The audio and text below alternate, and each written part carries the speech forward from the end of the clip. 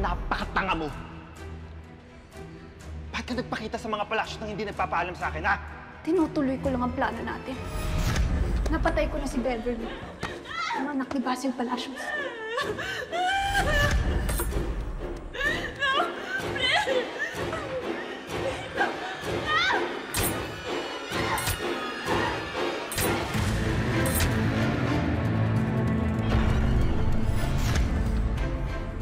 Ano ba ang mapapala ninyo kung malalaman nyo ang nakaraan? You cannot undo the past anymore.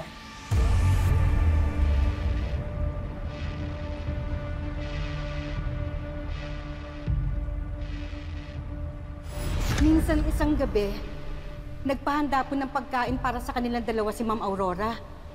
Nirigaluhan pa nga po niya ng relo si Doc Orly. Kulay ginto. Terno po sila. At may pangalan pa. Tanda daw po ito ng pagmamahalan nila. Isusunod ko na nga dapat si Aurora. O ano? Nagawa mo ba? Di ba hindi? Paano ka na ngayon? Nakita na nila yung pagmumukha mo. It's only a matter of time bago ka nila ma-identify. You ruined the plan! Ako ba talaga sumira? O ikaw? Eh bigla ka na lang naglaylo nung napatay mo si Peter eh. Ikaw!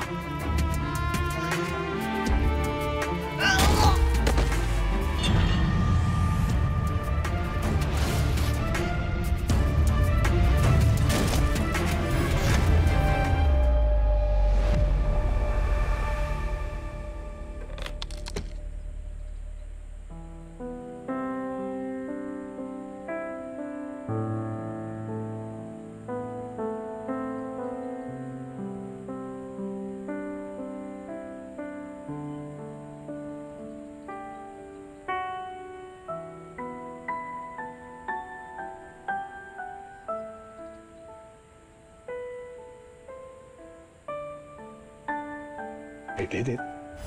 I finally did it, mi amore. Did what? Iniwan ko na yung pamilya ko. Wow! Bakit? Di ba ito ang gusto mo? Na magsasama na tayo? Sabi mo, ayaw mo matawag kang kabit. Ito na. Binibigay ko na yung wish mo. Ah! Abandoning your family does not make you a single man.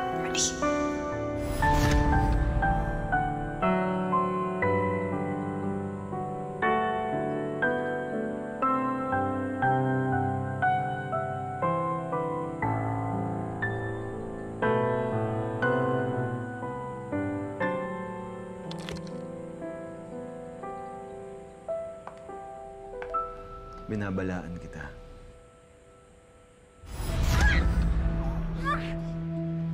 Tumahimik ka. Baka may makarinig sa'yo.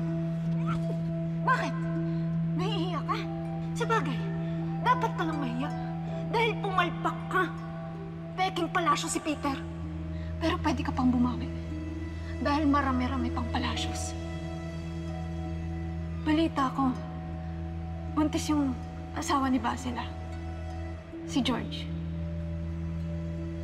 Not her.